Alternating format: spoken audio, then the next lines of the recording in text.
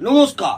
গুরু কি পাহি কে বললাম, যেসব ভাইরা বা যেসব বন্ধুরা বিজনেস করেন ব্যবসায় উন্নতির জন্যে, আমি ছোট্ট একটি টোটকা বলছি, প্রয়োজন হলে লিখে নিতে পারেন।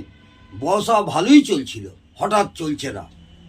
পাশের ব্যবসাদারের ভালো চলছে, পাশের দোকানদারের খদ্দের ভালো আসছে, আপনার হঠাৎ করে খারাপ হচ্ছে।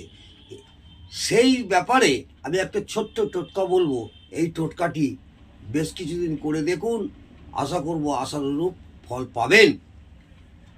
বাজার থেকে একটা হলুদ, টকটকে হলুদ রঙের লেবু নেবেন। পাকা লেবু দেখবেন হলুদ হয়ে গেছে, একটা লেবু নেবেন। তার সঙ্গে 7খানা সবুজ লঙ্কা নেবেন, লাল নয়, কাঁচা লঙ্কা, সবুজ দেখে, টাটকা এবং বোটা থাকবে, এরকম 7খানা লেবু নেবেন।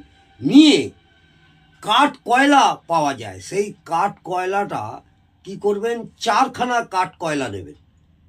4খানা কাঠ কয়লাকে চতুর্ভুজ আকারে কাটবেন, মোট কথায় যেন স্কোয়ার হয়, সব দিকে মাপটা সমান হয়। এই কয়লাটাকে 4টে টুকরো নেবেন, একটাও পাতি লেবু নেবেন হলুদ, একদম পাকা হলুদ দেখে, 7খানা সবুজ কাঁচা লঙ্কা নেবেন। সেইটা কি করবেন, সাদা সুতো দিয়ে ওটাকে গাঁথবেন। গাঁথার পর ওটাকে ভালো করে গঙ্গা জলে ধুইবেন। ধুয়ে লেবুর গায়ে 3টি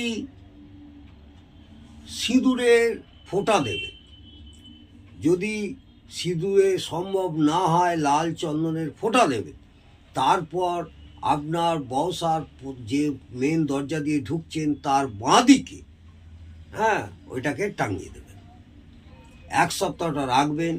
এইটা টাঙাবার দিন হচ্ছে শনিবার অথবা মঙ্গলবার। 1 সপ্তাহ এটা রাখার পর ওই লেবু এবং লঙ্কাটি যেটা গেঁথেছিলেন সেটা চৌরাস্তাতে ওটাকে ফেলে দিয়ে আসবেন। 4দিকে 4টে রাস্তা বেরিয়েছে, সেই চৌরাস্তাতে এমনভাবে ফেলবেন যাতে কেউ না দেখতে পায়।